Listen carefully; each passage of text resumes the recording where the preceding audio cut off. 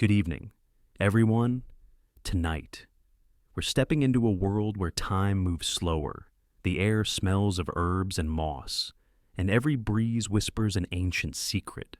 This story begins in a quiet garden, far from the noise of car horns and deadlines, a place where the leaves know your name, and the soil remembers every footprint. You might drift off after just a few minutes, and that's perfectly okay. I'll still be here, speaking softly, as your dreams take over. So, before you get cozy, relax, and drift off into sleep. Take a moment to like this video and subscribe, but only if you really enjoy what I'm doing here. And let me know where you're listening from, and what time it is. I love hearing from all of you. Now, turn off the lights. Maybe let a fan hum in the background, and let's begin tonight's journey together. Despor. You find yourself standing before an old wooden gate, its hinges creaking with age and moss clinging to its frame like a soft green shawl. There's no sign, no welcome, but as you touch the gate, it opens gently, as if expecting you. A path winds through the garden, lined with soft herbs and sun-warmed stones. Lavender bushes sway gently, like they're nodding at your arrival. The air carries the earthy scent of rosemary, mint, and something sweet you can't quite place, maybe honey, or maybe memory. Here, nothing is planted by accident. Every root has a purpose, every leaf a name. As you step deeper into the garden, your feet find the rhythm of the earth slow, quiet, grounded. A black cat slips out from behind a patch of pennyroyal. You barely hear a sound, just the faint jingle of a tiny bell tied to its collar. It looks at you like it's asking, "Are you ready for this?" In one corner of the garden, a woman kneels by a patch of milk thistle, her hands worn but careful, as if she's handling glass. Her braided gray hair is pinned neatly, and around her neck hangs a wooden pendant with a smooth, pale blue stone. This is Dame Aveline. She doesn't look up. Instead, she says softly, "Thistle has to be gathered before the sun gets too bold, and don't let it know you're afraid of the thorns." You kneel beside her, not quite a guest, not quite a stranger, more like someone who was always meant to find this place. As you help harvest the prickly stems, dew gathers on your fingers like silver kisses from the morning air. The stalks go into a woven willow basket, one by one, carefully placed, like treasure. Aveline gestures to a star-shaped flower with pale white petals hiding beneath an old apple tree. That one only blooms 3 nights a year. Miss it, and you wait another full turn of the sun. It doesn't heal the body, but it quiets the voices that keep people from sleeping. You smile sounds familiar, doesn't it? A sparrow hops from one branch to another, then sings 3 quick notes. Aveline stills. Time to check on the lemon balm. Be gentle it senses when you're in a rush. You follow her, learning to cup your hands around the plant like you're touching a memory. The lemon balm releases a scent that instantly reminds you of summer, bare feet on grass, and warm pastries cooling on a windowsill. As you walk, you start to notice the little things. Stone walls covered in lichen, old terracotta pots with crescent moon carvings, and a wooden bench with the word "Spera Hope" carved into its side. Aveline nods toward the bench. Nothing in this garden is random. Every plant, every placement follows a pattern. An old one. Nobody's proven it works. Nobody needs to. Historians still debate whether medieval folk medicine was a form of primitive science or just hopeful guessing. But standing here, among the breeze and the blooms, it feels like the kind of knowledge that doesn't need permission to exist. Aveline settles onto the bench, setting the basket beside her. She glances at the sky. The moon's drifting west. Time for the first tea. You step into a stone cottage tucked at the edge of the garden. The walls are lined with drying herbs, lavender, chamomile, sage, mint. Their scents blend together into something warm and familiar, like an old blanket wrapped around your shoulders. In one corner, a ceramic teapot hums quietly on a bed of glowing coals. Aveline tosses in a pinch of herbs, stirring with a spoon carved from ash wood. "We don't choose herbs," she says. "They choose us." You take a sip, and the warmth flows through you like honey, slow and soft, touching every part of you that's been tense too long. And for the first time in days, maybe weeks, you breathe deeply. You wake before dawn, or maybe you never fully slept. The garden hums with quiet life, as if the earth itself is holding its breath. Somewhere nearby, water drips steadily into a stone basin, a soft rhythm beneath the birds' first hesitant chirps. Aveline is already outside, her silhouette framed by the gray-pink sky. She moves slowly through the garden with her basket, long skirts brushing against the herbs.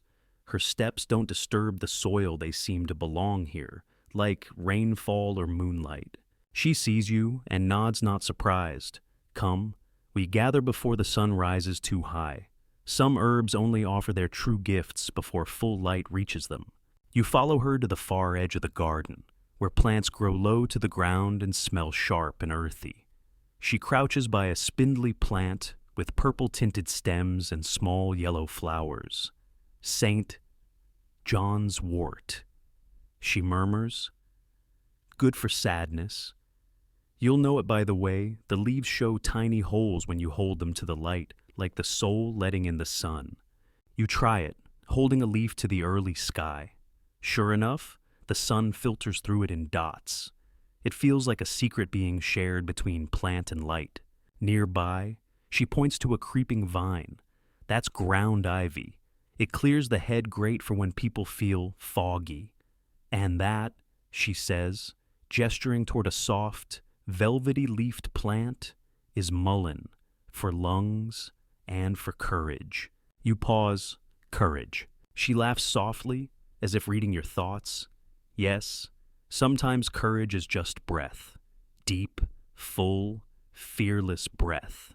You walk to a small patch of night-blooming flowers, moonworts, with silvery petals curling inward like closed eyelids. "These won't open again till tonight," she says.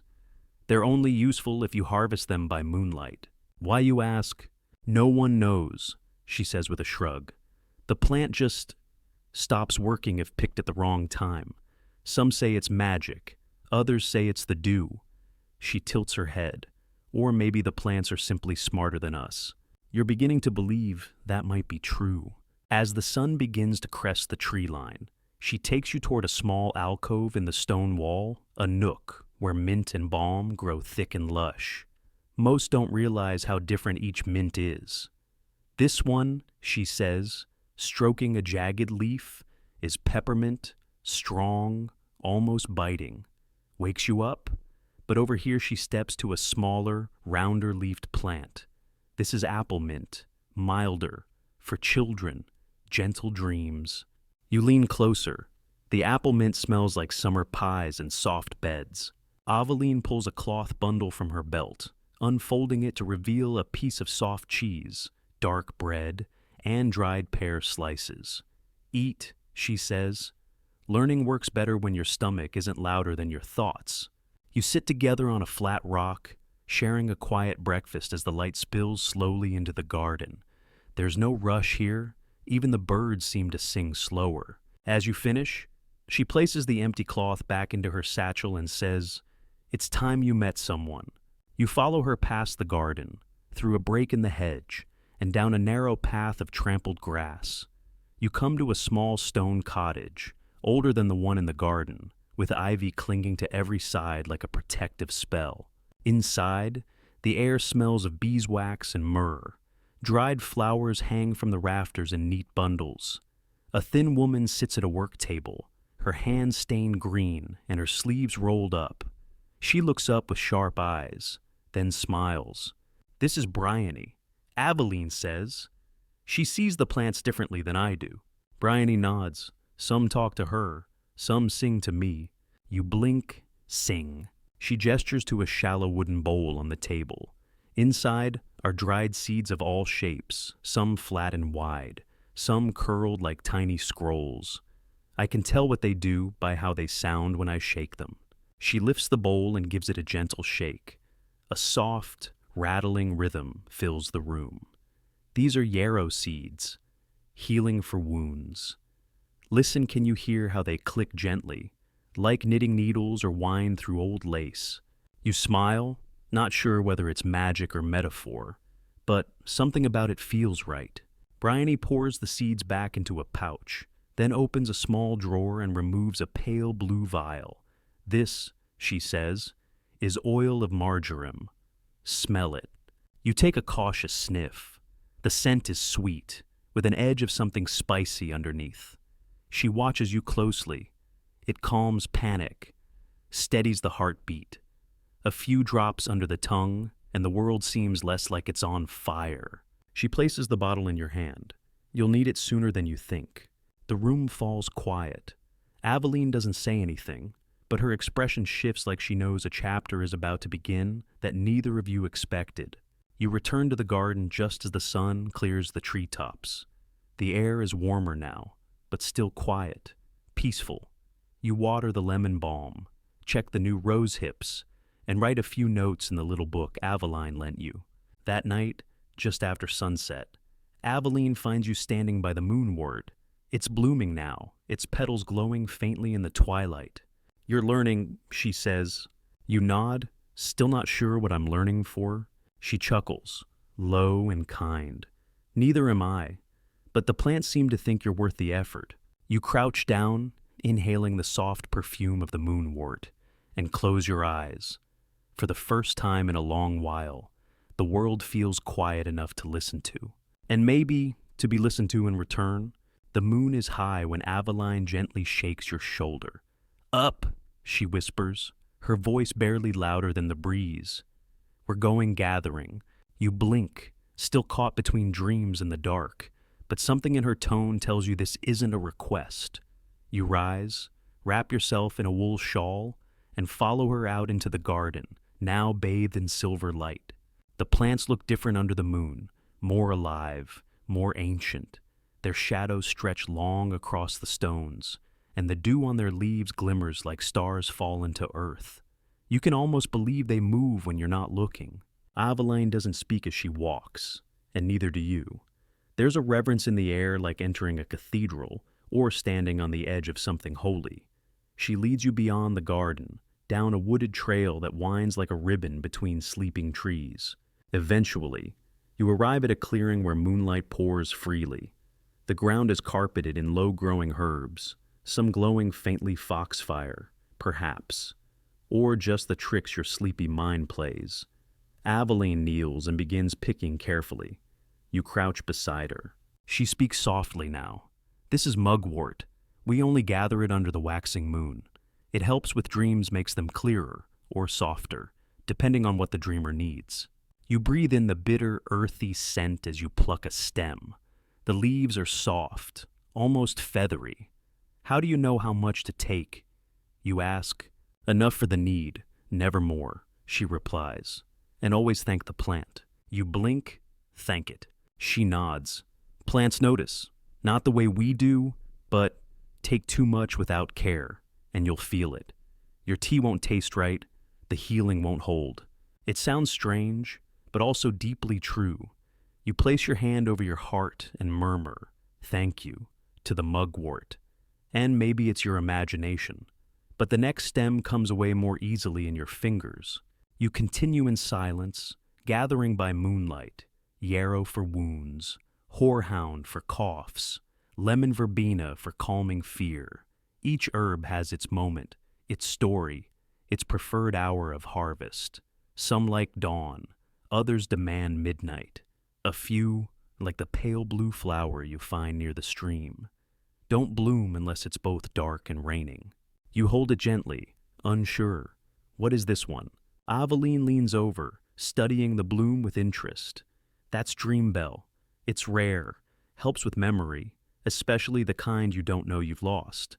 She doesn't ask why the plant might have chosen to appear for you tonight. She just smiles. On the way back, she tells you a story. There was once a woman, she begins, who could only fall asleep if she smelled freshly crushed violet leaves. Her mother used to keep a sachet under her pillow. After her mother passed, She couldn't find that scent again. Nothing matched. She traveled for years searching for the right violet, thinking it was a plant thing, but it wasn't. You glance at her.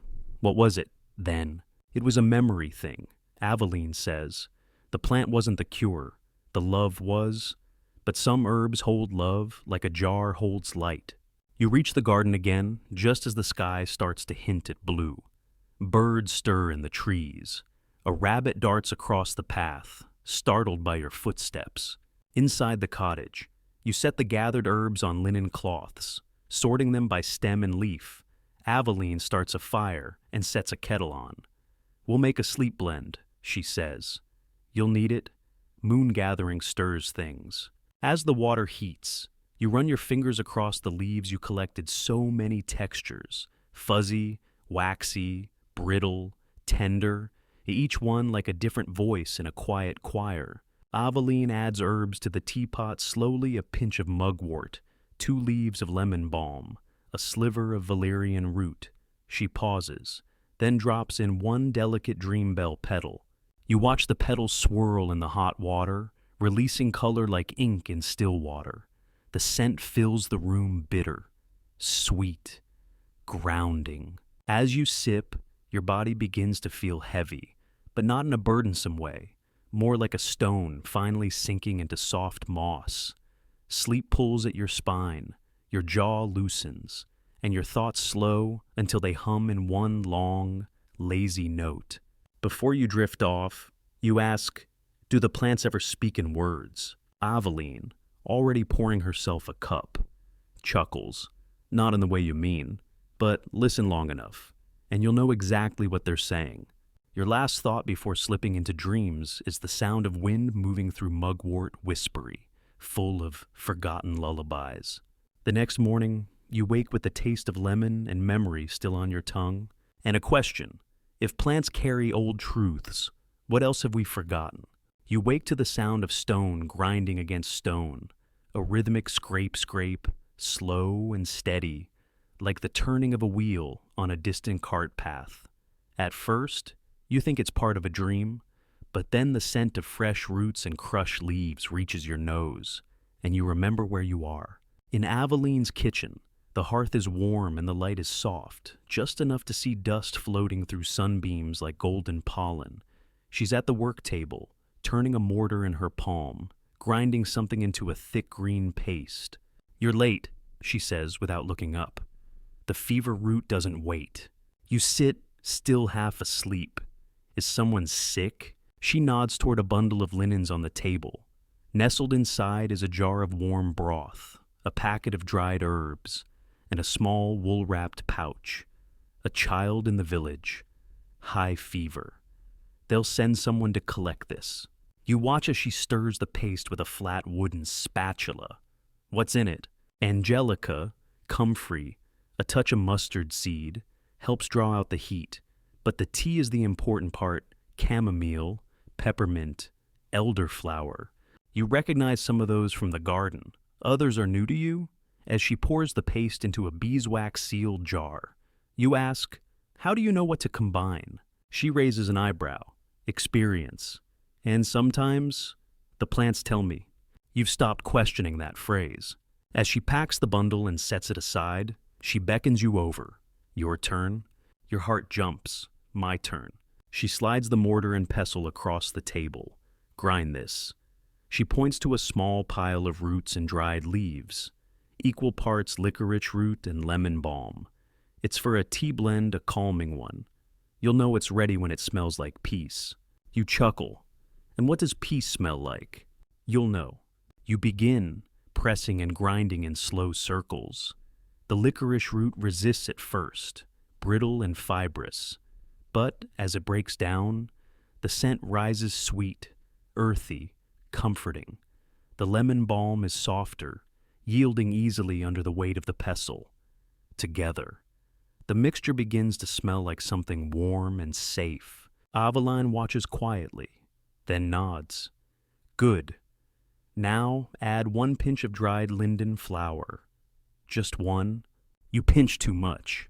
She stops you with a glance. You remove some, trying not to smile. Sorry. It's not punishment, she says gently. It's balance. Too much calm, and the mind forgets how to wake up. Too little, and it never rests. You stir the blend, the textures mingling like old friends. Aveline moves to the shelves and pulls out a worn leather book. This, she says, is my grimoire. Not spells. She adds quickly, recipes, observations, mistakes. She opens to a page filled with looping handwriting and small ink drawings of leaves. You read a line aloud, best gathered in the 3rd week of spring, when the bees first return. She nods. Bees know things we don't. There's a sketch of a hand placing rosemary beside a burning candle. For clarity, Aveline explains. Rosemary sharpens the mind, but paired with fire, it wakes memory. You flip through more pages. One is stained with what looks like red wine. Another has a pressed petal tucked inside. Some pages are blank, except for a single word. Wait. Aveline looks over your shoulder. That page. I didn't know what to write, so I left the room for the answer to come. The door creaks open, and a young boy peeks in, eyes wide. He says nothing, just holds out his hands. Aveline hands him the fever bundle and places a kiss on his crown. He nods and runs off without a word. You sit in the silence that follows. The only sound the soft hiss of water in the kettle and the faint clink of herbs in the glass jars. You won't always have the right answer, Aveline says, but you'll learn to ask the right question. Outside, the sun climbs higher. Insects buzz. A breeze lifts the linen curtain by the window. The garden is alive, but quiet as if watching. You spend the rest of the morning labeling jars, ground fennel, dried hyssop, nettle, vervain. Some have strange symbols on them. Aveline explains that they're not spells, but codes notes about season, potency, harvest moon cycles. You hold up a small jar of dried blue flowers. These, borage, for courage. You smile. So, there really is a plant for everything. Almost, she says, except heartbreak. That one takes time. She doesn't elaborate. Later, as you sit on the back step sipping the tea you helped blend, a bird lands on the garden gate. Its feathers shimmer gold in the sunlight, and it chirps once before flying off. Aveline joins you, a bundle of rosemary in her lap. Do you know what birds are for? She asks. Songs. She chuckles. Yes, but also reminders that not everything healing has to be ground, steeped, or brewed. Some things just have to be witnessed. You sit together in silence, sipping slowly. The tea tastes like warmth, like safety, like something from before you even knew you needed healing. And somewhere inside you, something small and tired begins to unfold. It's evening again, and tonight, Aveline brings out a book older than the cottage itself. Its cover is cracked leather, darkened with time and the oil of countless hands. The spine is stitched with thread that looks spun from cobwebs and patience. She sets it down carefully on the table between you. This, she says, was my grandmother's, and her grandmother's before her. It's called The Grimoire of the Green Veil. You trace a finger over the cover. There's no title, just a pressed sprig of something faintly blue sealed under worn glass. It's not a proper book, Aveline adds. Not the kind scholars like, but it holds more truth than any library I've ever seen. She opens it. The pages are thin and brittle, like dried leaves. The ink has faded to a soft brown, but the writing is still clear. Looping, spidery, a dance of letters across paper. The margins are filled with notes, corrections, warnings, and the occasional doodle of a snail or moon. She turns to a page titled simply, For the Chills That Come with Ow. You read it slowly. It describes a remedy for sudden fevers and shivers, especially those that arrive when grief has no name. It calls for elderflower, marigold, fennel, and a slice of lemon dried over a flame of beeswax. Strange. Isn't it, Aveline says, to treat sorrow like, you nod, but somehow it makes sense. You felt those chills before days when the air wasn't cold, but you Further along in the book is a folded piece of parchment. You unfold it carefully.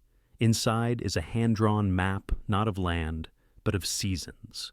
Spring herbs at the top, summer blooms down the right side, autumn roots at the bottom.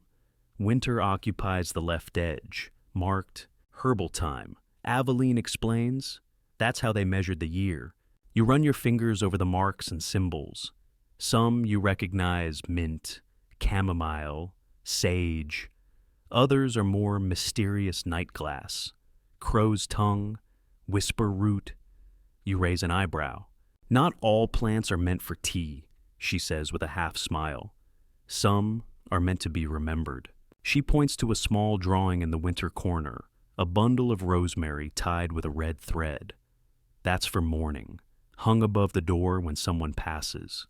It keeps the living from getting lost in the sorrow of the dead. You glance toward the herbs hanging in the kitchen.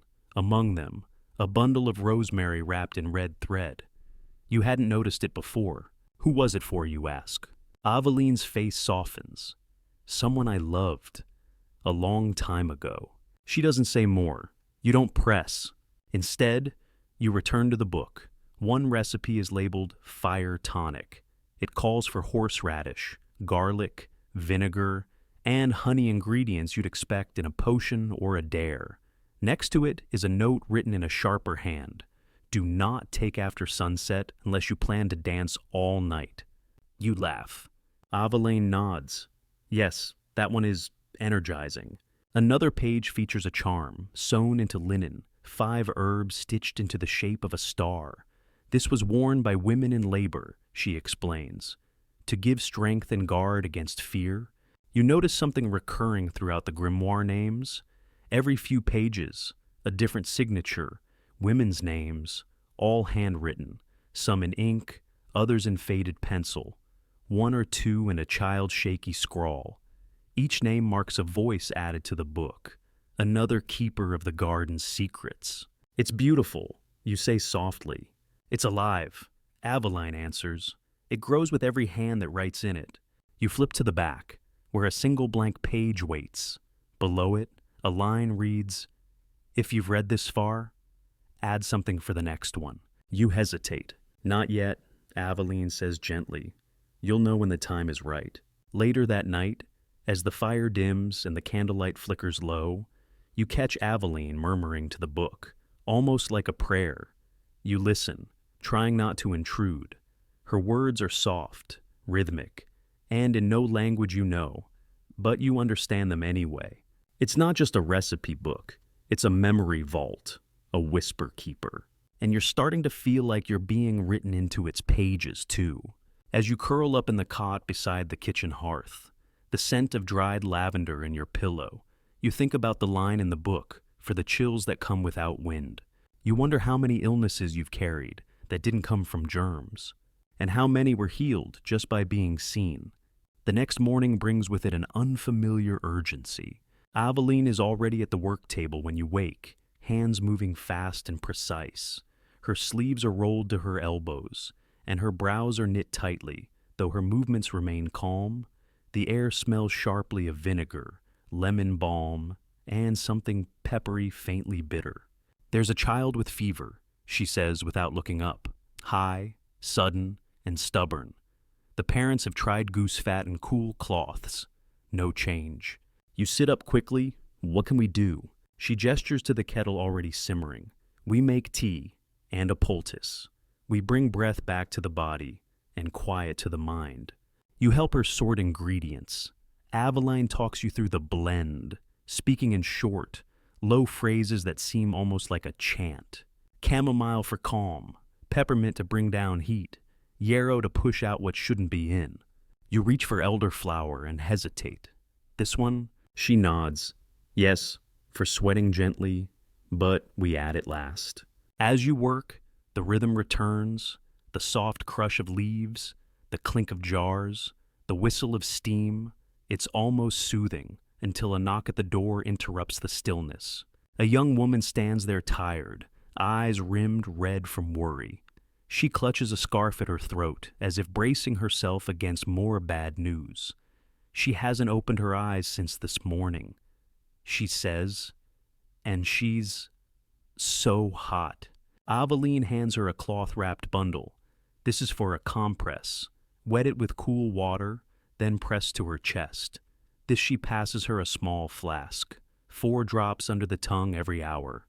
And this is the tea, 1 cup, warm, no honey. The woman hesitates. Will it work? Aveline meets her gaze.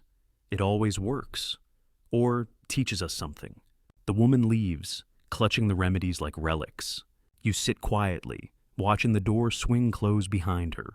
Does it always help? Aveline pours herself a cup of the same tea. It helps more often than it doesn't. And when it doesn't, at least the hands were gentle. That counts. It's a strange kind of comfort, not the assurance of control, but the dignity of care. As the morning wears on, you grind fresh comfrey root into a sticky paste for the next remedy, while Aveline shows you how to prepare a fever bath using lavender and crushed willow bark. Every house used to have a willow tree, she muses, not for shade, for pain. It's the bark they knew, even before anyone studied it. You glance at her, studied it like, officially. She nods. A monk wrote it down in a manuscript. 11th century, maybe, Salix alba. That's what they called it. You pause. That's real science. She chuckles. It's always been real.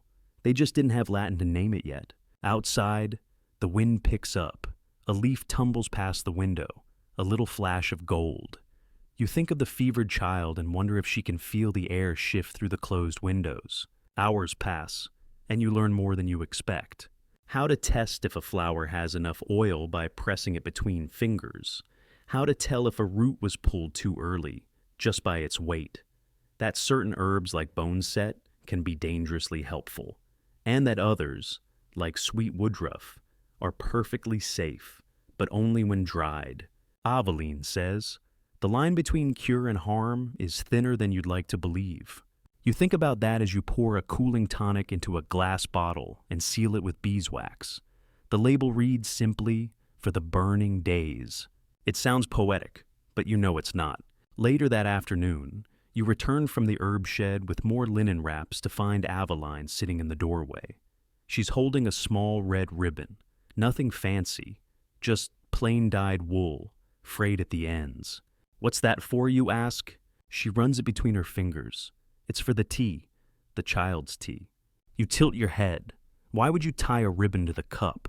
She shrugs. It's tradition. Tells the fever she's loved. You wait for a laugh or a wink, but there isn't one. She's serious. Do you believe that you ask? I believe the body listens when it knows it's not alone. That night, word comes quietly. The fever has broken. The girl opened her eyes just before sundown, drank the tea, whispered her mother's name. You don't celebrate. There's no clapping, no cheers, just a long breath from Aveline and a soft touch on your shoulder. Well done, she says. You didn't burn the peppermint this time. You smile despite yourself. As you lie down to sleep, the memory of the little red ribbon lingers in your mind, so small, so simple, and yet something about it feels bigger than all the roots and leaves combined. Perhaps healing doesn't always come from chemistry or chance. Sometimes, maybe, it arrives in the quiet touch of a hand, or a ribbon tied with hope. It's a quiet, silver morning when Aveline brings you to the oldest part of the village, past the bakery with its soot-smeared chimney, down the narrow path where moss grows thick between the stones. You notice the homes here look different. Their doors are painted pale blue, and bunches of dried herbs hang above each lintel, swaying gently in the breeze like soft warnings. These are the homes of the midwives, Aveline says. Not all work with herbs the way I do, but they know more about birth and blood than any physician in a big city. You follow her to a cottage smaller than her own. There's no sign, only a carved wooden spoon nailed to the door. She knocks once. The door creaks open to reveal a tall woman with hair like wheat and sleeves rolled past her elbows. Ruth, Aveline says warmly, I've brought someone curious. Ruth eyes you up and down, then nods once. Good. Curiosity is the best seed. Come in. Inside, the air smells of milk, wax, and salt. Not unpleasant, just full of life. There are bundles of sage and marjoram hanging from the ceiling, and on the shelf, a line of tiny cloth dolls, each made of folded rags and string. They're given to mothers, Ruth explains, to hold during labor. Something to squeeze that doesn't bruise. On the hearth, a kettle steams gently. Ruth pours you a mug of something rich and nutty nettle tea with oat straw. Strength tea, she says. We give it to women the month before birth. You sip, it's earthy, grounding, not sweet but comforting, like being told you're stronger than you think. Over the next hour, you watch Ruth go through her kit-folded cloths, carve spoons, a jar of thick lavender oil, dried raspberry leaves, a sharp bone needle, a tiny pair of scissors shaped like a bird. Each item has a story, a use, a place in the ritual of birth. This, she says, holding up a vial of gold-colored drops, is St. Lucy's tincture. Helps the mind stay calm when the pain turns to panic. Not always needed, but good to have. You help grind dried raspberry leaves into tea. Ruth smiles approvingly. It strengthens the womb, helps it do its work. Then, more softly. But no tea replaces kind hands and steady breath. You ask about the dolls. Do they really help? She nods. Sometimes they carry the pain away. Other times, they remind the mother she's not alone. You're beginning to notice a pattern. Everything here, herbs, cloth, even tea, is less about fixing a problem and more about reminding people they are seen, held, not forgotten. Suddenly, there's a knock at the door. Ruth's body tenses, then relaxes. She opens it to reveal a young man, breathless. It's time, he says simply. Without hesitation, Ruth grabs her satchel, wraps a shawl around her shoulders, and says, "Come." You blink, me. Aveline nods. It's time you saw how healing works in motion. You walk quickly down the winding paths, across a bridge where the stream murmurs beneath your feet. The house you arrive at is small and quiet. Inside, the air is warm and thick with anticipation. A woman lies on a cot near the fire, breathing deeply, her partner beside her, pale but calm. Ruth kneels beside her, taking her hand. "You're doing fine," she says gently. "The tide is rising, but you know how to float." You stay near the doorway, out of the way. Aveline joins you, whispering. It's not just the herbs, it's the rhythm. Breath in, breath out, just like waves. Hours pass, or maybe only moments, it's hard to tell. Ruth hums softly while applying warm compresses, her hands never leaving the mother's side.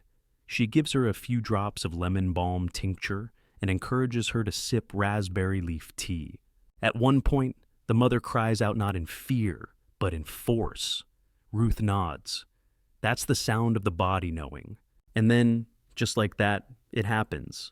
A wet cry, a new voice, a tiny life. You forget to breathe until Aveline touches your arm. "Now you see," she whispers, "why the plants matter." The room shifts. Relief washes over everyone. The mother weeps quietly, holding the small bundle wrapped in linen. Ruth hands her one of the little dolls. Not to fix, not to solve, but to carry a piece of the moment forward. Outside, the sky has darkened. You didn't notice the day pass. Ruth steps onto the porch, wiping her hands on her apron. She did well, she says. They both did. You ask her how often she attends births like this. "Enough to remember that everyone is different," she replies, and not enough to ever stop marveling at it. As you walk back through the village, Aveline says, "Childbirth is the first medicine women ever practiced. Before all the books, before all the universities." You nod, remembering the way Ruth moved, confident, calm, rooted like an oak. Historians still argue, Aveline adds, whether midwives were medical professionals or folk magicians. But the women they helped didn't care what they were called. And somehow, you understand that better than any academic ever could. As you reach the edge of the garden once more, you pause. The rosemary is blooming now, tiny pale purple flowers nestled in silver green. Aveline smiles. That means spring is on the way. You take one sprig gently, twirl it between your fingers. Smell that, she says, memory. And as the night sets in, you feel you've remembered something too. Not just about herbs or healing, but about what it means to hold space for someone, to witness, to be present. The bells begin just before dawn. Not the kind rung by hand, but the kind hung in a row from a thin wooden beam, small, uneven, handmade. They tinkle softly in the breeze, like whispers catching the edge of a dream. You find Aveline in the center of the garden, tying sprigs of fresh sage and lavender onto a line that stretches from one tree to another. Bells hang at regular intervals between the bundles. She nods toward the line. We call this a wind blessing. You tilt your head for protection. For sound, she says, sound can shift things the way touch does, sometimes even deeper. You walk with her as she finishes the line, attaching the final bell with a frayed red thread. The morning is still cool, but not cold, and the light filtering through the trees makes the bells flash briefly like fireflies in the wind. Come, she says. There's more to hear. You follow her back into the cottage, where the hearth is already warm. A collection of odd instruments lies spread across the table, a wooden tongue drum, a single crystal bowl, a row of tiny clay pots filled with water at different levels, and a bundle of thin chimes. Sound is part of healing, Aveline says, as she strikes the edge of the bowl gently with a padded stick. The tone that echoes is long, clear, and low, something you feel in your chest more than hear with your ears. She gestures for you to sit and hands you the chimes. Shake them softly when I say. You sit across from her as she begins the practice, tapping the drum in a slow, steady rhythm, one note at a time, like a heartbeat. After a moment, she nods, and you lift the chimes, letting them sing through your fingers. The sound they make is bright, like sun refracted through a waterfall. Now, she says quietly, listen to the silence between the sounds. That's where the body does its work. You close your eyes and breathe. Drum, silence. Chime, silence. Your breath slows without you telling it to. The muscles behind your eyes soften. You start to feel weightless, like you're floating just above your own thoughts. Aveline speaks again, but not to you.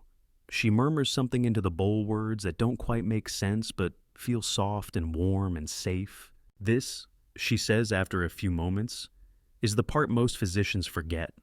The stillness, the invitation. You open your eyes, invitation. She smiles. Healing isn't forced. You offer the body a space to return to itself. Sound opens that space. She shows you how to play the water bowls, each note rising with a flick of your finger on the rim.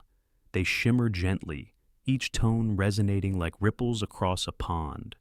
She tells you which ones to pair for rest, which for clearing grief. You begin to understand this is music, but it's also medicine. Later, you follow her to a nearby grove where a stone bench rests between two elder trees. Hanging from the branches are dozens of bells, no two alike. Some are metal, some ceramic, one carved entirely from wood. They chime gently in the wind, like they're whispering to each other. This, Aveline says, is the healing grove. People come here when they're not sure what hurts. Sometimes they sit in silence, sometimes they cry, but always they leave lighter. You sit beside her and close your eyes. The bells sing in no clear melody, just a soft, endless cascade of tones. You feel your thoughts drift without effort, like a boat on gentle waves. People don't think of sound as medicine, she says, but before we had written words, we had song, and humming, and lullabies. She plucks a bell from her satchel, smaller than the others, shaped like a tiny bird. This one is for the throat. When people stop speaking after loss or fear, she hands it to you. Go on. You give it the gentlest shake, and it lets out a soft, trilling chirp, more like breath than music. Aveline watches your face. You don't have to say what it helped, Just notice if anything shifted. You hold the bird bell for a long time, then hang it gently from a low branch. Before you leave the grove, Aveline pauses at one bell hanging all alone. It's cracked slightly at the edge. She touches it with her fingertip, and it lets out the softest chime of all. "That one," she says quietly, "was my mother's." You nod, not needing more explanation. As you walk back, she tells you about a healer from long ago, Sister Isolde, a nun who treated wounded soldiers with only herbs and a harp. She believes sounds soothe pain faster than anything she could mix in a pot. The monks called her methods naive, but her patients recovered more often than theirs. Is that true, you ask? Aveline's voice is playful now. The historians still argue whether she was a saint or a sentimental old woman, but her harp is still hanging in the convent. That evening, you hang a bell by your window. No reason, just instinct. And when you sleep, your dreams are filled with clear tones and floating herbs, like music growing from the soil. The morning dew is still clinging to the grass when you find yourself walking through the arched gates of the convent. Aveline walks beside you, her hood pulled up against the breeze. "Today, we listen to the sisters," she says. "They know silence better than anyone. The convent is older than any building in the village. Stone walls thick with age, leaded windows, vines curling along the cloisters like veins through the body of something living. Bells chime the hour as you step inside, but these are not the bright, playful bells of the healing grove. These are deep, resonant, and still. A sister in gray robes meets you at the door. Sister Helena, Aveline says simply, and the woman nods in greeting, her face lined but kind. She keeps the herbarium now. Aveline adds as you follow through a narrow hallway, past rows of arched doors and flickering candles. The herbarium is warm, lit with soft daylight. Wooden tables stretch wall to wall, covered with drying herbs, parchment notes, and clay jars marked in Latin. Shelves hold rows of tinctures, oils, even powder sealed with wax. The air smells of old paper, rosemary, and pressed violets. Sister Helena gestures to a wooden stool. You sit, careful not to disturb the pressed flowers spread before you. Aveline joins her near a table where a mortar waits, half filled with greenish paste. "We do not speak much," Helena says quietly, "but plants do. We follow their rhythm." She begins to demonstrate how they organize the work: one table for morning herbs, one for evening, another for those harvested during twilight prayers. You're surprised at the detail. Each time of day influences the plant's properties. Valerian root, for example, Helena says, is most potent if pulled just before lauds, when the sky is still blue-gray. If you wait until vespers, the root becomes more sedative. Same plant, different hour, different medicine. You glance at Aveline. She nods. The earth breathes. Our job is to match its rhythm, not fight it. You assist Sister Helena with bundling herbs by their prayer hours, mint at terce, feverfew at sext, rose at compline. She shows you the marks she makes in the margins of their herbals, a tiny cross for those harvested during Mass, a spiral for those taken in silence. As you work, you notice a curious jar on a high shelf. Unlike the others, it's sealed with red wax and marked with no label, just a symbol, a moon over a wave. "What's that?" you ask. Helena follows your gaze. Moon blend, for the sleepless. She brings it down and removes the lid. You inhale. The scent is like a forest at midnight, cool, earthy, with hints of lavender, myrrh, and something deeper, something almost metallic. "We prepare it once a season," she says, "for those who carry burdens they cannot name." You pause. "Does it work?" Helena smiles faintly. The sisters sleep well. Aveline picks up a piece of parchment. "This is the page for lemon balm," she says, written in 3 hands. You notice it, 2 different scripts, one small and neat, one sweeping and artistic, one shaky but determined. Each sister who tends the balm adds her own note.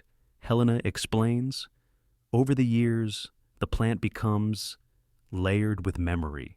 You help grind dried balm leaves into powder, then mix them with honey into soft pellets, old-fashioned sleep aids. Helena tells you that these are often given to widows, for nights when memory won't let go.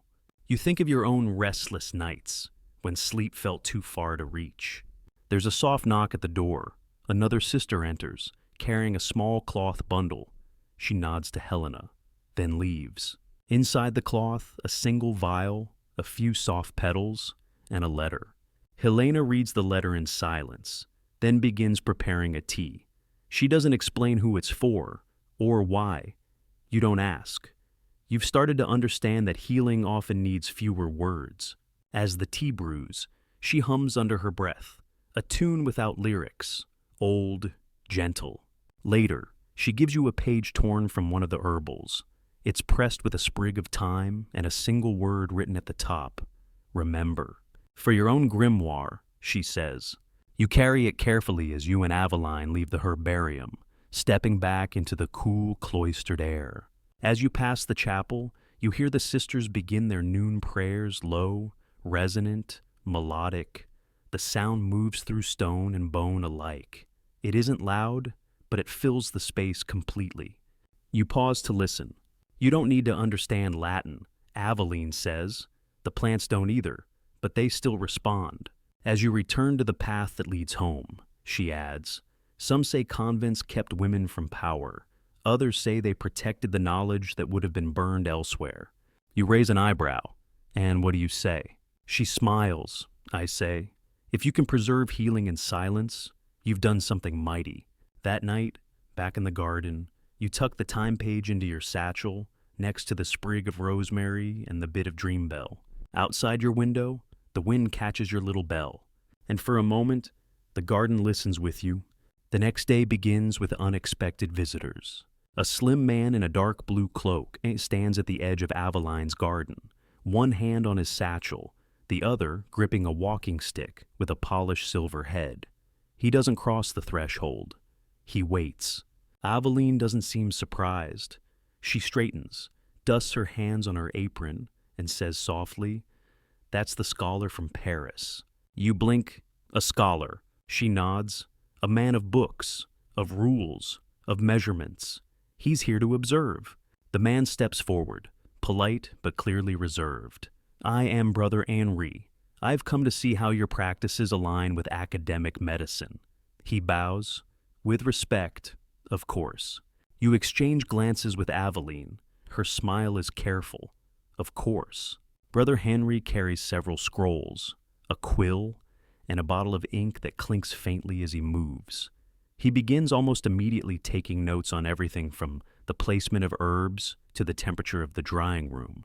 Why lavender here, he asks, pointing toward the path's edge. Aveline replies, because it likes to greet people.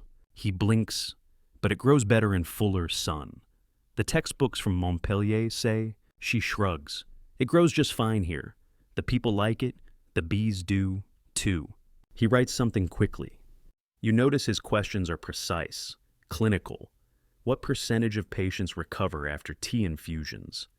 How do you confirm a diagnosis without a physician present? What is the botanical name of ghost root? When he asks about the dreambell petals, Aveline smiles. You won't find that one in your books. He frowns. Then how do you classify it? By its effect, she says, not its genus.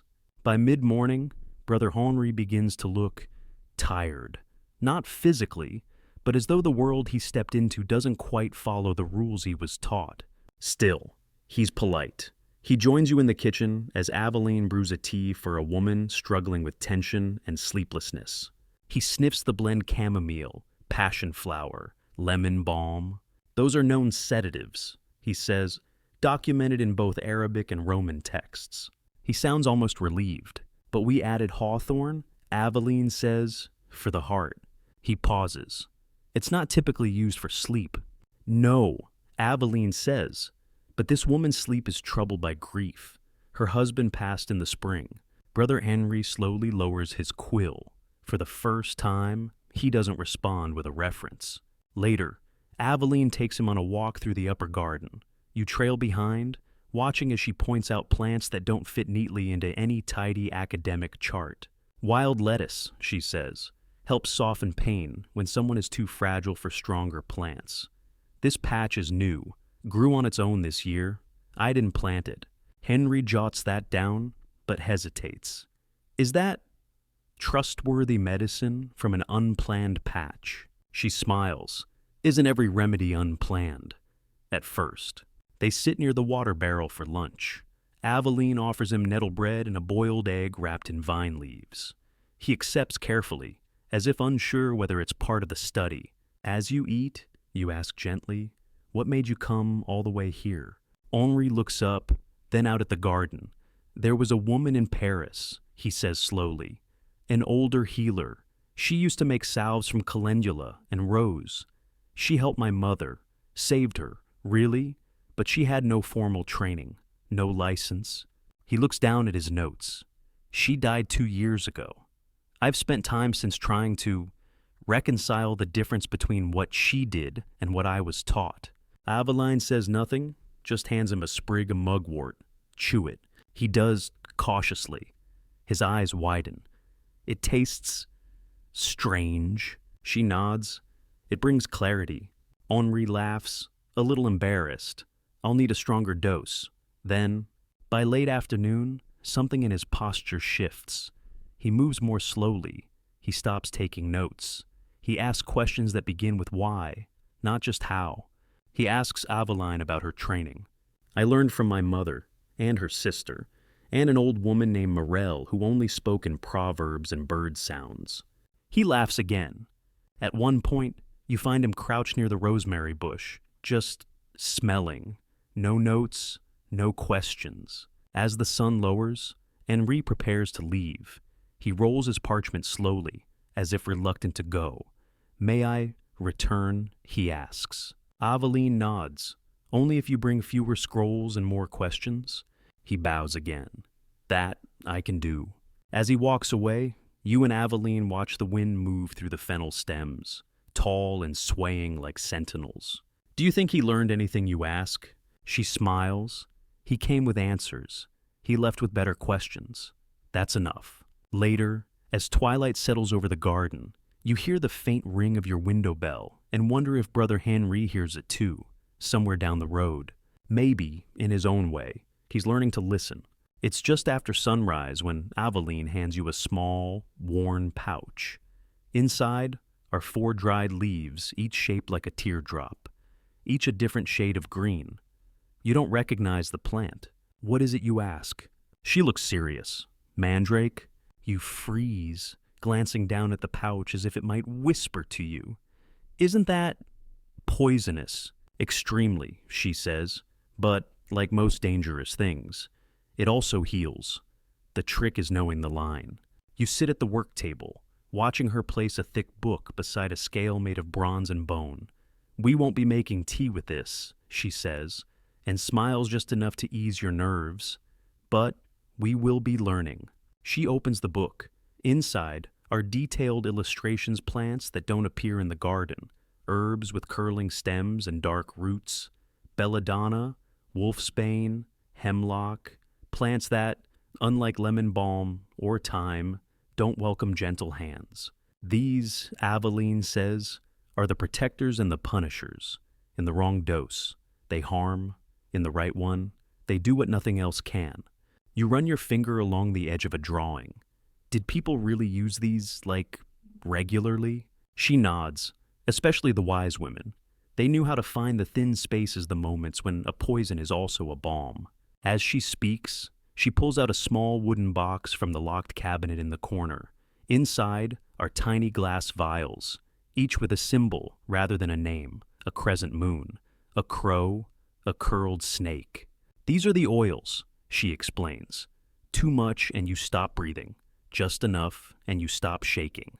Your mouth feels dry. Why would you risk it? She levels her gaze. Because sometimes the pain is worse than the risk. You sit in silence for a while, then ask, have you ever had to use them? She nods. Once, a boy was bitten by something in the woods. His fever climbed beyond what yarrow and willow could reach. His lungs spasmed, his body seized. Nothing worked until I gave him the thinnest trace of belladonna in wine, just enough to slow the storm. Did it save him? She pauses. I don't know, but it gave him one more night. And in that night, his body remembered how to fight. She teaches you how to measure the oils not by drops, but by breath. One slow inhale, then stop. That's the edge. If you smell beyond that, it's too much. You practice with dried petals and ground roots, no real doses, just shadows and stories. She shows you how to label danger, red thread, wax seals, and a sprig of rue tied around the jar. Rue protects the handler, she says, even if the medicine doesn't. Later that afternoon, a man arrives at the gate. His clothes are fine, but his face is pale and drawn. He carries a small bundle wrapped in linen. She's been sick 3 days. He says, won't eat, won't speak. Aveline unwraps the cloth. Inside is a handkerchief stained with a greenish-yellow bile. You both know this isn't a case for lemon balm. She mixes a syrup gentian root, wormwood, a trace of powdered mandrake, barely more than a breath. This, she says, will either break the hold or deepen it, but it will bring change. The man nods, his hands trembling as he takes the bottle. After he leaves, you sit quietly by the hearth. Do you think it will work? You ask. Aveline watches the fire.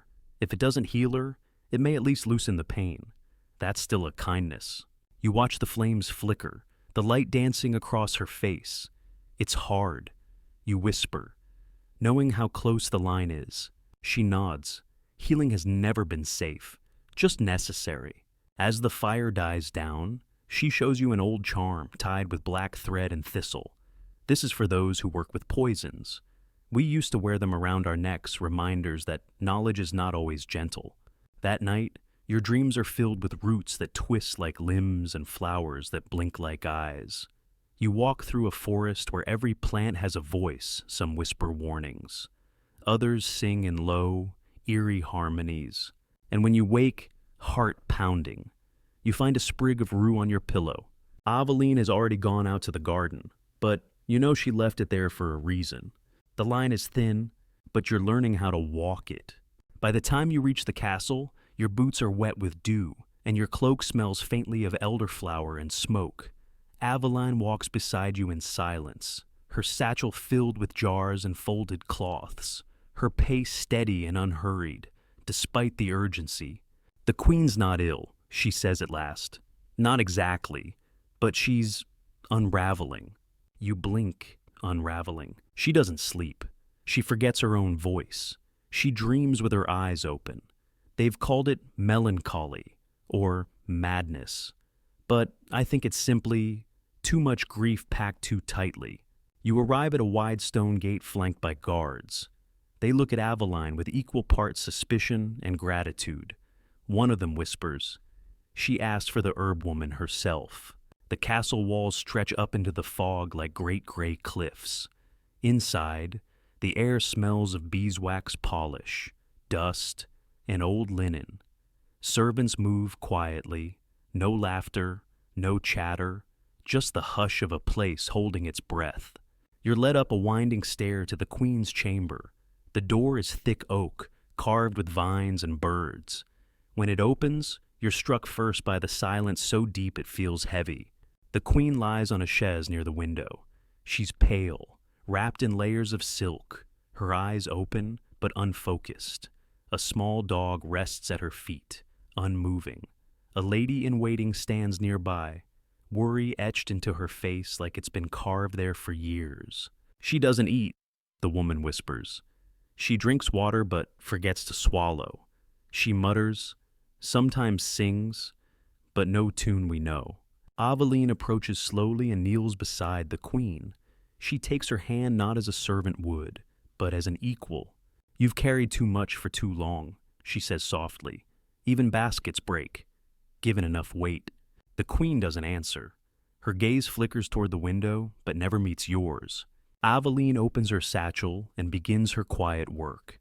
You assist laying cloth over the side table, setting out the tiny clay jars and bundles. The air soon fills with the warm scent of crushed herbs, lavender, rose, lemon balm, and just the faintest trace of clove. This, Aveline says, holding up a small pot, is balm for the temples. Chamomile and vetiver helps the body remember where it ends and the world begins. You dip your fingers into the paste and gently rub it into the queen's skin. Her eyelids flutter, and her breath catches for just a moment. Next comes tea, but not from a kettle. Instead, Aveline prepares an infusion of oat straw, passion flower, and ashwagandha steeped cold, not hot, with a few drops of tincture made from linden flower and violet leaf. She needs softness, Aveline murmurs, not fire. You hold the cup to her lips. She doesn't resist. She drinks. Outside the window, the wind begins to stir the trees. Later, Aveline asks the maid to bring a warm bowl of water.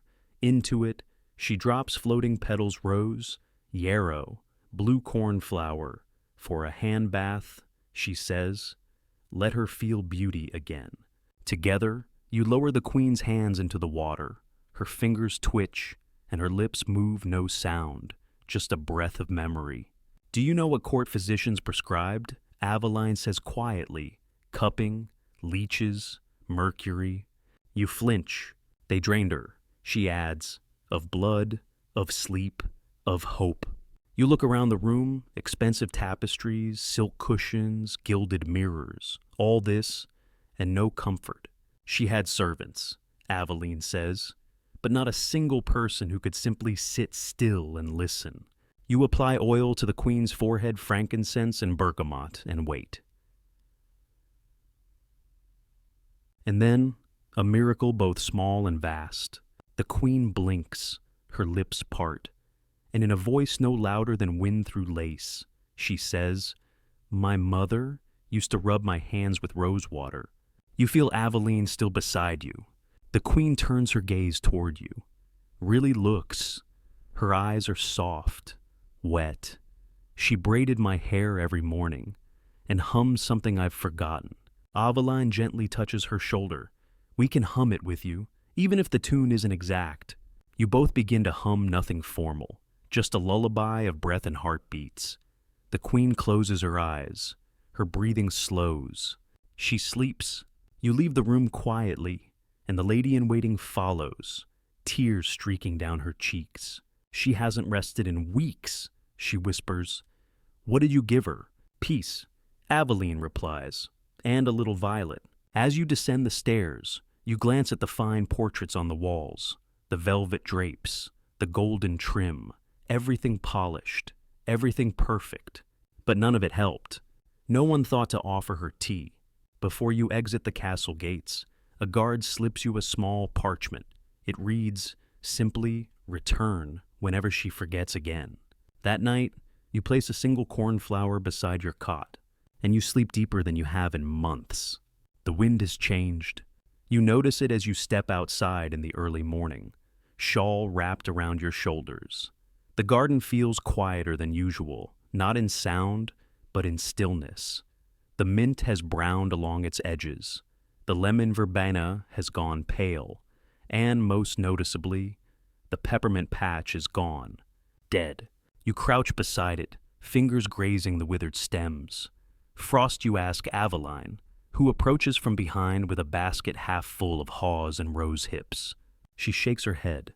No frost yet, just time. Can we replant it?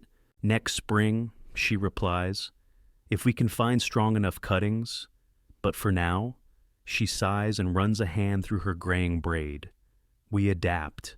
The peppermint was central to so many of the remedies you've made, for headaches, for tension, for fevers, even sleep. Losing it feels like forgetting a word you've always known. You glance up. So what do we use instead? Aveline kneels beside you.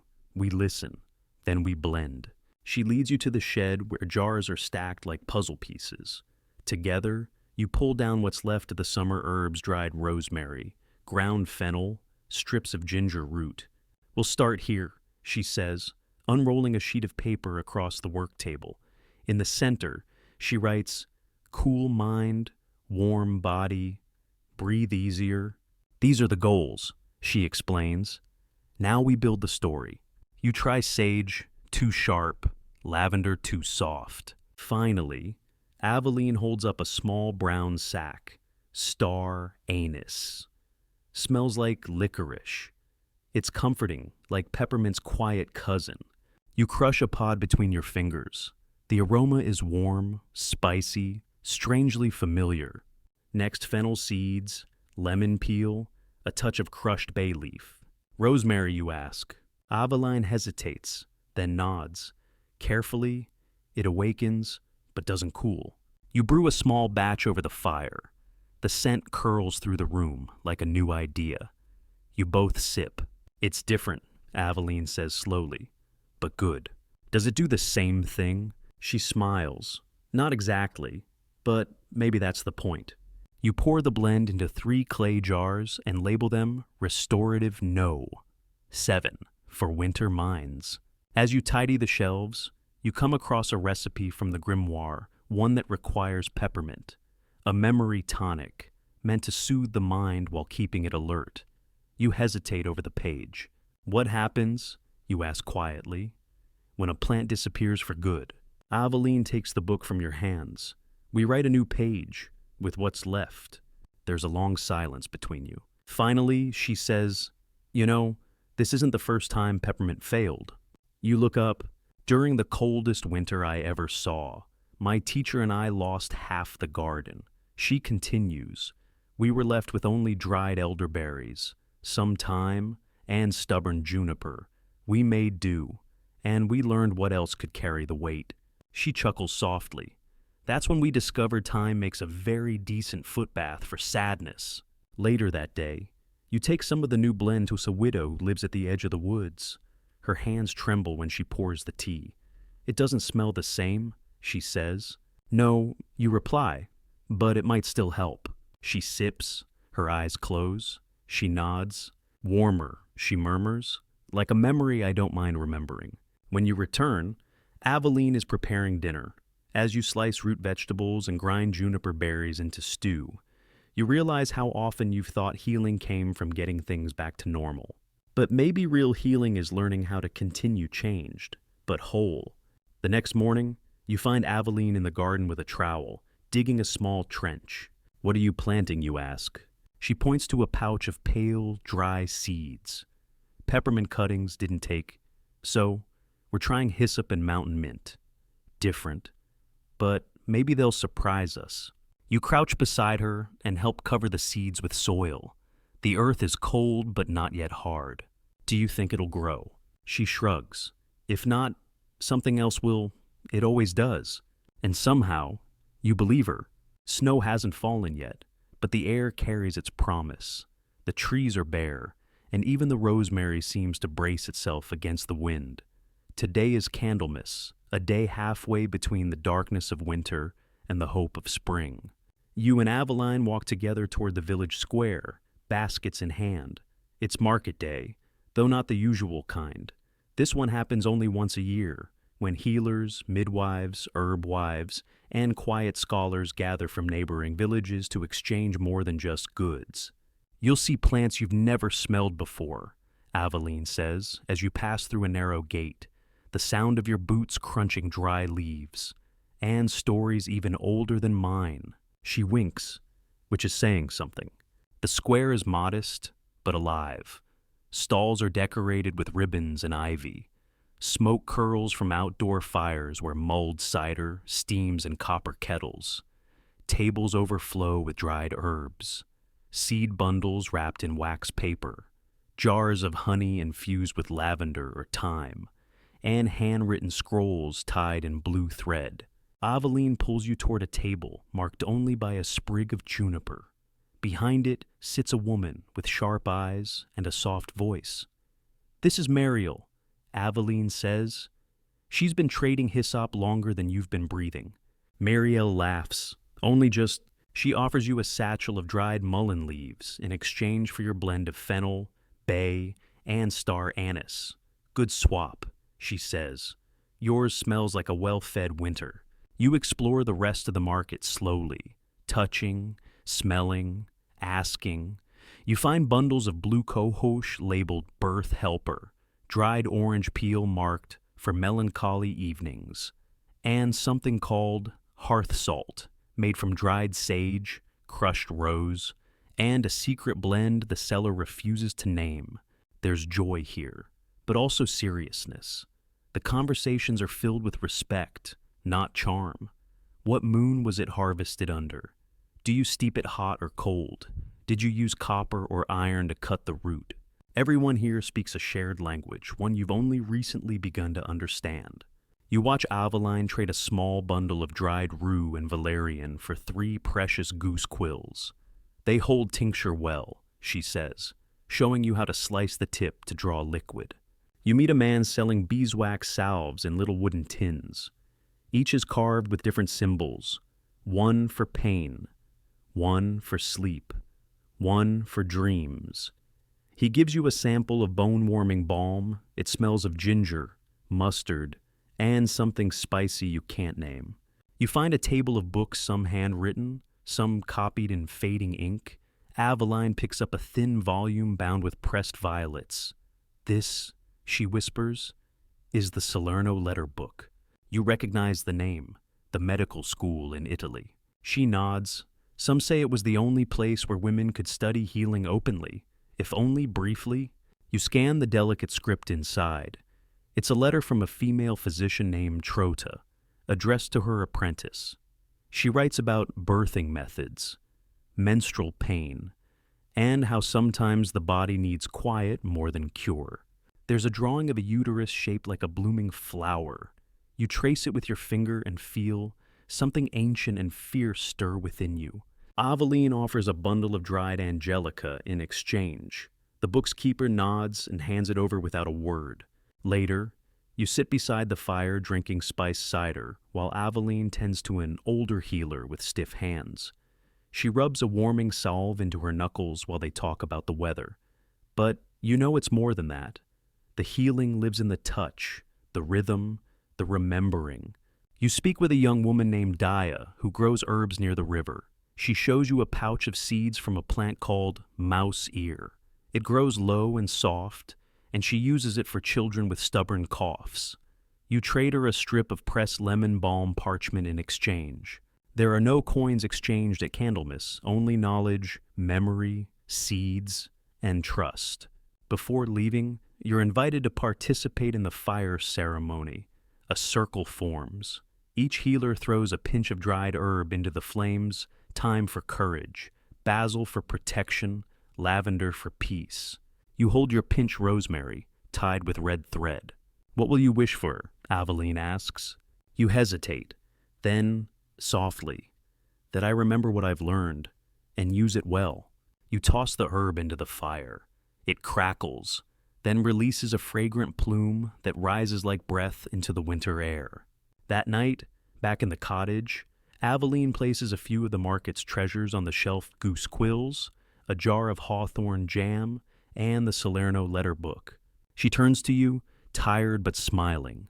You did well today. You traded wisely. You nod, and she smirks. I got a bottle of elderflower oil and 3 gossip stories older than my boots. I'd call that a success. You laugh, and something in you softens.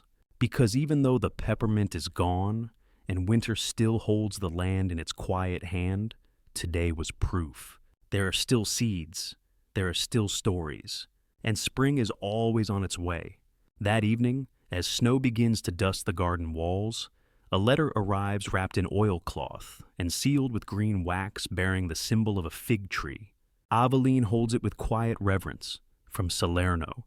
You lean in, the school. She nods, gently peeling the seal open with the edge of a dried lavender stem.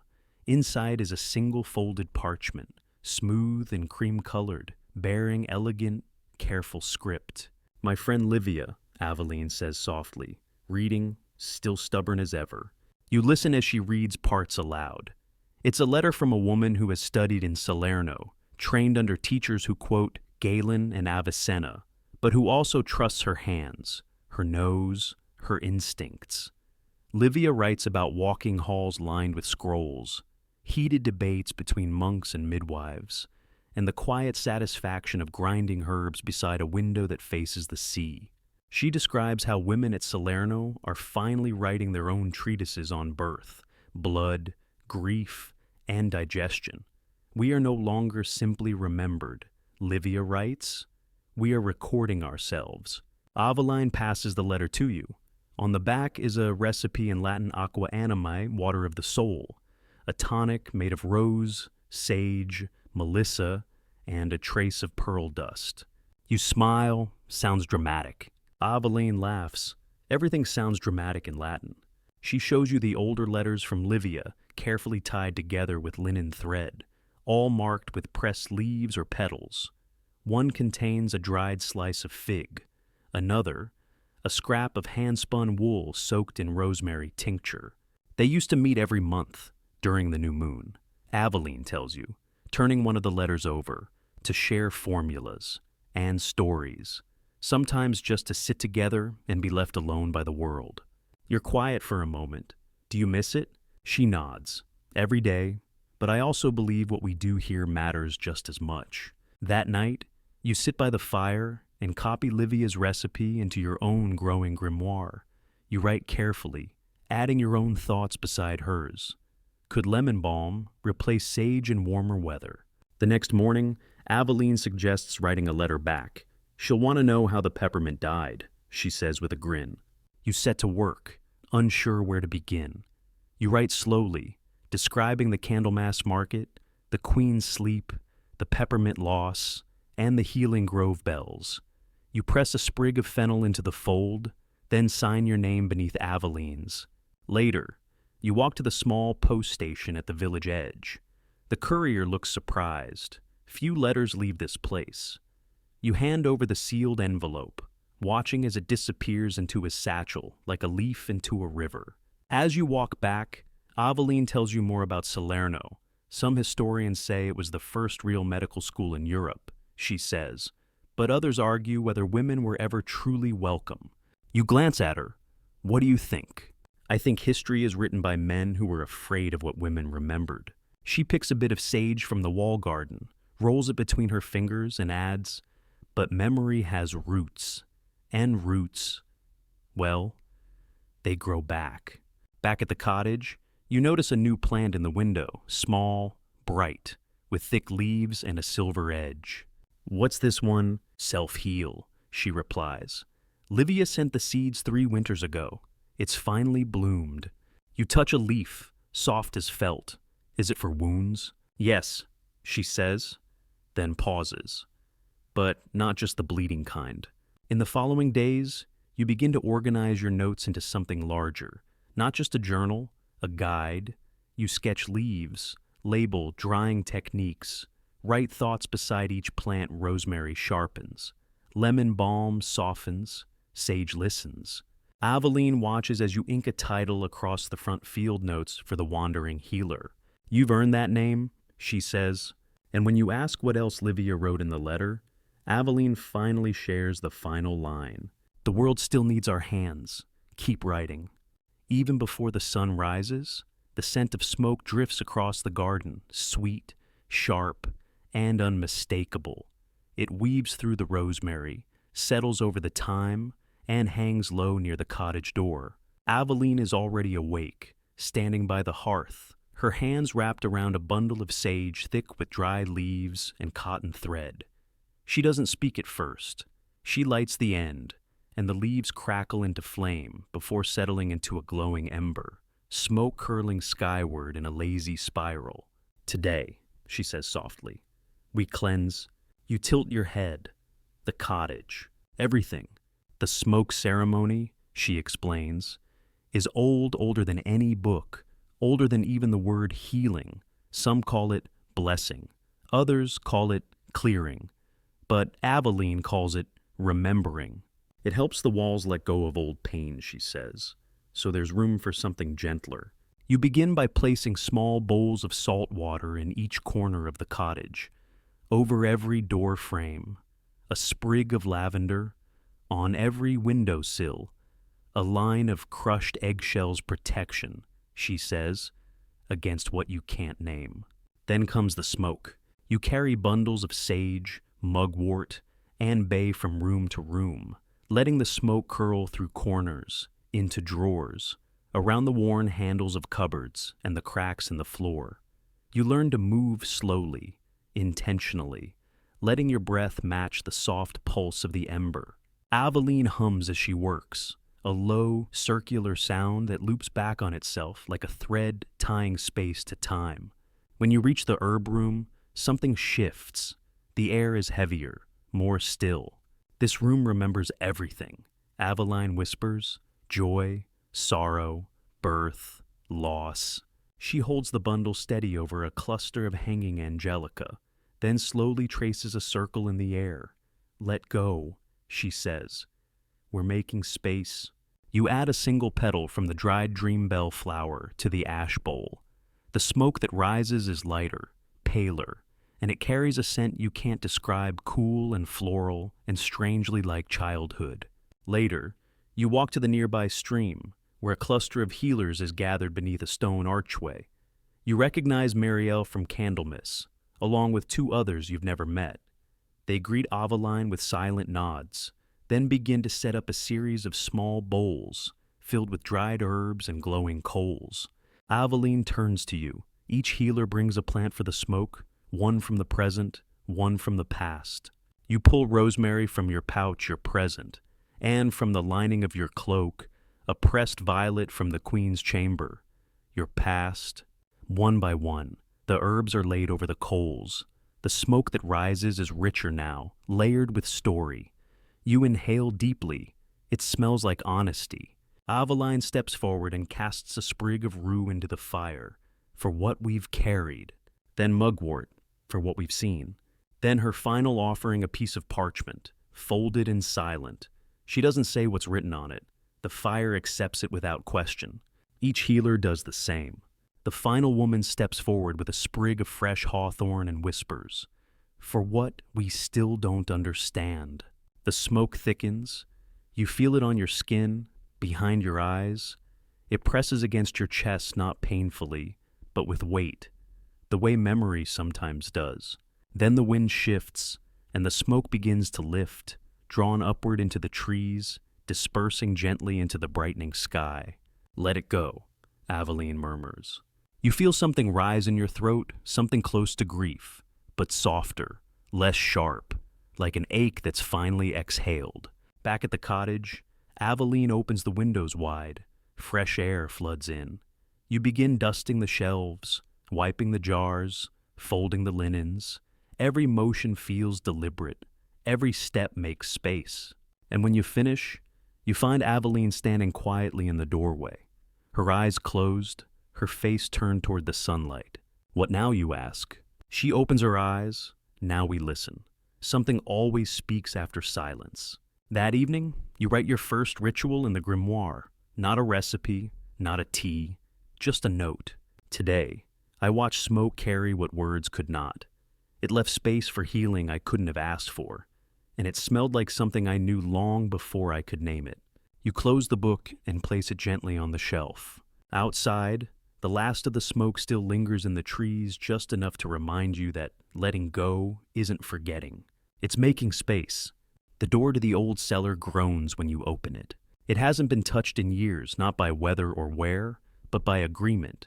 Aveline stands beside you, holding a lantern in one hand and a key in the other. The iron clinks against the stone as she turns it in the rusted lock. This used to be the heart of the garden, she says softly, before we knew what it really was. The air that escapes as the door opens is cool and damp, tinged with something metallic, earth, age, and the faintest whisper of mint, though none has grown here since long before your time. You descend carefully, your boots echoing against the spiral stone steps. Roots dangle from above like strands of hair, and spider webs cling to corners of old beams. At the bottom, the space widens into a vaulted room. The ceiling curves low, held up by wooden posts wrapped in ivy that's somehow still green. The walls are carved stone, rough and cold to the touch, and in the center, lit by a shaft of filtered daylight from a vent above, lies the garden. A secret one, not planted in rows or neat beds. Here, the herbs grow wild, layered atop one another, climbing the stones, pushing through cracks in the floor. Ferns curl beside sprigs of yarrow. A single white flower, a type you've never seen, blooms in a patch of moss near the wall. You whisper without thinking. How is this alive down here? Aveline crouches beside the flower. These are the ones that didn't like sunlight or company. You notice markings carved into the stone's spirals, suns, crescent moons. Beneath one, a shallow pool reflects the ceiling like a mirror. It wasn't just for storage, Aveline explains.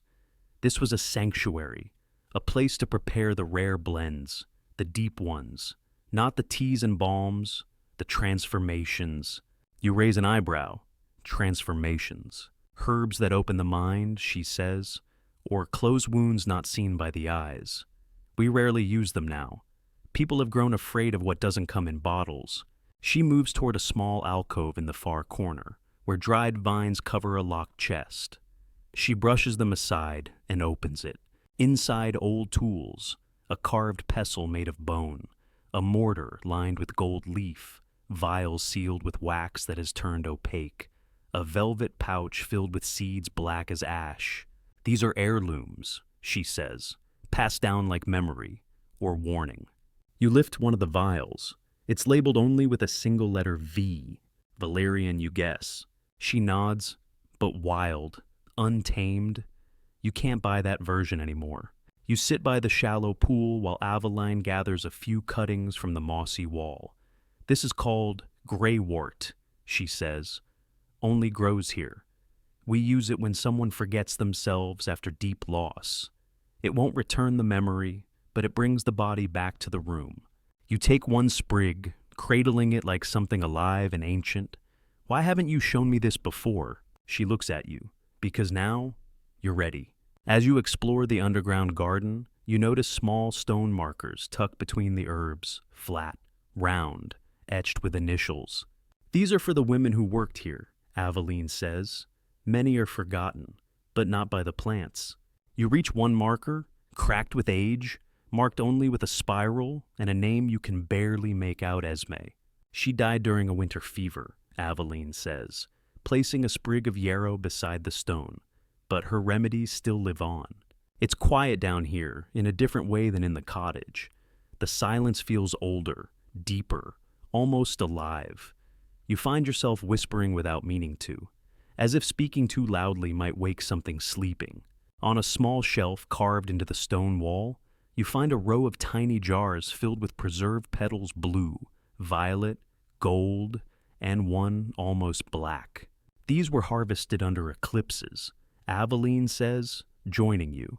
We rarely use them, but when we do, it's for healing that has no name. You sit on the stone bench beneath the ivy-covered arch. The light from the vent above has shifted now, falling directly on the white flower in the center. That one, Aveline says, following your gaze. That's called ghost hearth. It only blooms when someone in pain stands nearby. You look at her. She meets your eyes. You brought it back. You kneel beside the ghost hearth, not touching, just watching the petals shimmer faintly, like breath held in silence. What do we do now? You ask quietly. Aveline smiles. We harvest just one petal, dry it, save it, for the day when someone else forgets they're still here. You return to the surface with one petal wrapped in vellum, your hands still damp from the cellar air. That night, as you copy the ghost hearth into your grimoire, you add a single line, grows only in silence, blooms for pain, heals with witness. Outside, the wind moves through the bare branches above the secret garden, and far below, the ghost hearth still glows. The summons arrives at dusk, scribbled hastily on the back of a scrap of linen she's been accused of witching. They're bringing her before the bailiff by moonrise. Aveline reads it without a word. Her jaw tightens slightly, but she doesn't speak until the messenger leaves. You wait. Then she says softly, "It's Marin."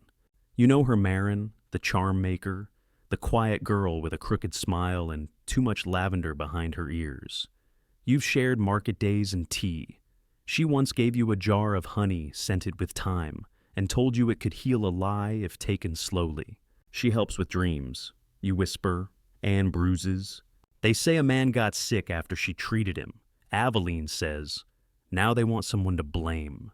You grab your cloak without asking. We're going. The village green is lit with torches and voices too loud, too close. A rough semicircle has formed around the small wooden dais where Marin stands, arms bound, her hair loose and wild around her face. She looks smaller than you remember. The bailiff stands before her, his cloak lined in red, voice clipped and rehearsed. You are charged with the use of unnatural remedies, unlicensed healing, and charms meant to manipulate. Marin doesn't respond. Her eyes are locked on the sky above, unmoving. She used oil, a man shouts, rubbed it on my brother's temples, said it would soothe the spirits. Now he can't rise from bed. You feel your stomach twist. He likely had a fever, you think, or a stroke. Not oil, not spirits. But the crowd doesn't want reason. They want a cause, a culprit. Aveline steps forward, calm and unwavering. What oil did she use? The bailiff frowns. Lavender, by her own admission, mixed with lemon balm. A few people mutter. You can't help it. You raise your voice. Those are common remedies. They help with sleep, with fear, with breath. The bailiff turns. Are you a healer as well? You hesitate. Aveline answers for you. Yes, she is. As am I. And if using lavender makes one guilty of witchcraft, then perhaps you'd best jail the whole countryside. A small ripple moves through the crowd, laughter from someone older, agreement from someone younger. The bailiff presses on. There was also a charm, a thread tied around the wrist. Marin finally speaks. Her voice is steady. It was blue, for protection. The crowd stiffens. You step forward. We all wear tokens. We hang herbs over cradles. That doesn't make them spells. It makes them memory. Aveline pulls a pouch from her belt and walks to the dais. This, she says, holding up a scrap of linen, is a poultice I prepared this morning. For the village smith's burned hand, it contains thyme, salt, and a bit of honey. If he heals by tomorrow, will you call me a witch? The bailiff is silent. Then an older woman pushes through the crowd. It's Mariel, the hyssop trader. Her voice is dry but clear. Marin gave my grandson a tea that stopped his night terrors. You didn't jail her then. Others step forward. A farmer, a young mother, a boy with a splint on his arm. One by one, they speak not loudly, but truthfully. The crowd shifts. The heat begins to cool. The bailiff looks around, suddenly aware of how alone he seems. Very well, he says stiffly. Let her go. But she's not to practice again, not without supervision. You move forward quickly to untie Marin's hands. They're cold, but she manages a small smile. She did nothing wrong, you murmur. Aveline places a hand on your shoulder. Today, the story bent our way. Not every day will. That night, you bring Marin back to the cottage. She drinks tea slowly, Moulin and Rose. I didn't even think it was real, she says. The accusation. It rarely is, Aveline replies. But fear doesn't care what's true. You help Marin settle into the guest cot. Before she sleeps, she pulls a small charm from her pocket, the same blue thread bracelet. She offers it to you. For protection, she says with a tired smile. You take it and tie it around your wrist. Later, you copy the day's events into your grimoire, not as a recipe, but as a record. Lavender is not a crime. Lemon balm does not bewitch. Healing is not witchcraft, but fear. Fear can poison anything. You tuck a pressed blue flower beside the page. Because sometimes a charm is not a spell. It's a promise. The garden is quiet again. Not silent, but still. A kind of breath before the next that you feel more than hear. Marin has returned to her cottage, though her steps were hesitant when she left. She promised to keep her herbs small, for now, and you didn't try to convince her otherwise. Not yet. Aveline stands at the edge of the herb path, holding a small linen pouch in both hands. It's simple, stitched with faded green thread, soft from years of handling. She places it in your palm. For you, she says, it's time. You open it slowly, inside a collection of seeds, fragments of parchment, dried petals, and 3 pages of handwritten notes. The script is familiar hers. These are the beginnings, she says. What I carried, what I added, now it's your turn. You hold the pouch tightly. Are you leaving? She shakes her head. No. But someday I will, and the garden won't ask for permission to keep growing. That afternoon, you and Aveline sort through jars in the storage room. Some are nearly empty, just flakes of sage and fennel. Others are bursting with summer harvest's calendula, mugwort, wormwood. You label everything carefully. This, she says, is how we pass things on. In names, in order, in smell. You pause over a bundle of sweet woodruff. You said once it only works when dried. She nods, like some truths. They need time to cure before they can be used. Later, you sit at the hearth, rereading old entries in the grimoire. Pages now carry your handwriting next to hers, twin tracks weaving forward. You find your first line, the one about peppermint and memory, and smile. So much has changed, and yet the garden still grows. That evening, Aveline invites you to the center of the herb circle. The rosemary has recovered, and young shoots of mountain mint peek up through the soil, bright and new. We mark the seasons, she says, so we remember we are not stuck in one. You both scatter rose petals around the edge of the circle. She lights a bundle of bay and lets it burn slowly, trailing fragrant smoke into the dusk. You add a handful of salt to the wind, for endurance. She adds yarrow, for forgiveness. Together, you hum not a song, exactly, but a shared vibration, a tone that doesn't need melody. You close your eyes, and the earth feels warm beneath your feet, like the garden itself is listening. When the wind shifts, she says, it's time to make your pouch. You return to the cottage and gather the things that feel like yours, a pressed petal of ghost hearth, a scrap of ribbon from Marin, a feather from the healing grove, a smudge of charcoal from the Candlemas fire. You stitch the pouch by candlelight, fingers moving slowly, each thread carrying memory. You write your name inside, not for anyone else, but for the future. That night, Aveline finds you asleep with the pouch clutched in your hand. She doesn't wake you, but before she leaves the room, she whispers, "You are ready." In the morning, she hands you a fresh bundle of thyme and a folded note. "Take this to the widow near the bend," she says. "She lost someone last year, but grief doesn't keep a calendar." You nod and walk the path alone. It feels right. The garden recedes behind you, not lost, just waiting. You knock on the widow's door gently. When she answers, you smile.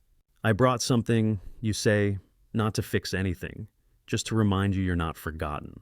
She lets you in, and you realize this too is part of the work.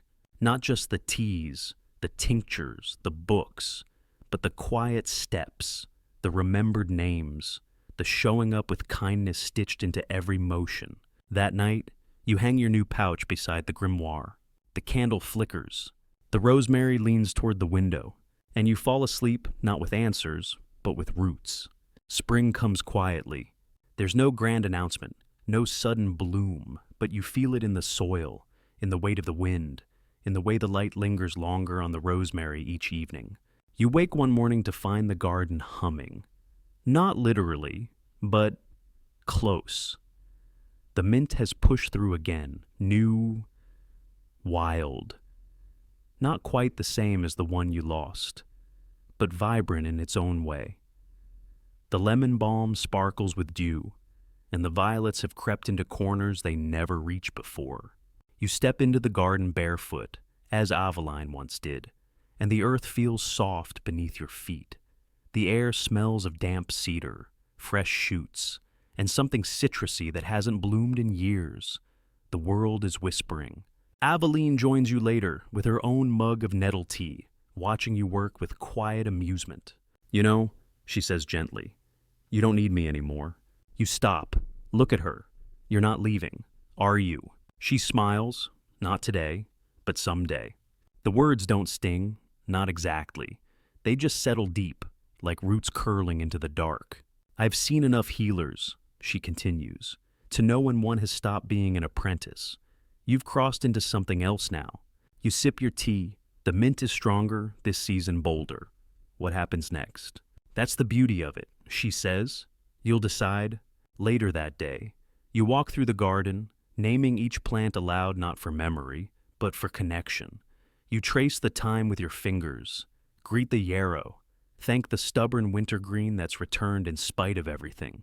You sit beneath the elder tree and read the last page of the grimoire. It's blank, waiting.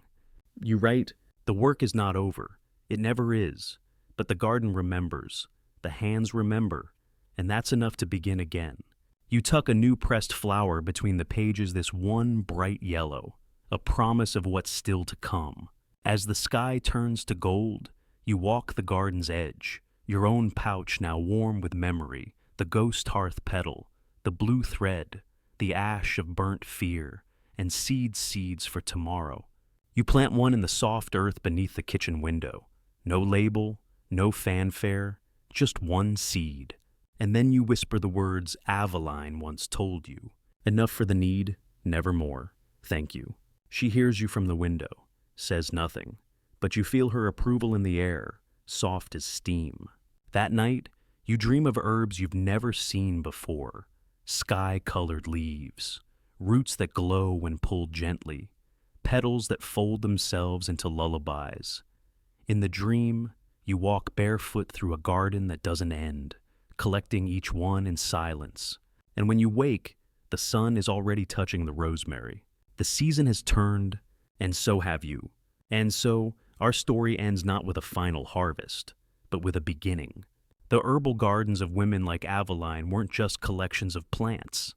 They were libraries of memory, places of safety, homes for forgotten science, secret knowledge, and sacred rest. Healing wasn't something you bought. It was something you practiced with your hands, your heart, and your time. We often forget how much wisdom was held in silence, passed in kitchen whispers, folded into linen pouches. These women, often unnamed, were doctors in all but title, scientists without scrolls, caregivers who healed not just the body, but the spirit. Their stories may not be carved in stone, but they live on, in the scent of rosemary, in the warmth of a teacup, in the whisper of a bell above your window. So, what do you think? Can a garden carry history? Can a plant remember a name? Could you? Let me know your thoughts in the comments below. What part of this story stayed with you? And don't forget to tell me where you're watching from and what time it is. I love hearing from each of you. And if you enjoyed this journey through history, healing, and the secret lives of herbs, please like the video and subscribe. There are many more quiet stories waiting. Now, soften your breath, let your shoulders drop, and let yourself be carried just a little farther into the night. The garden is still growing. The story is still yours,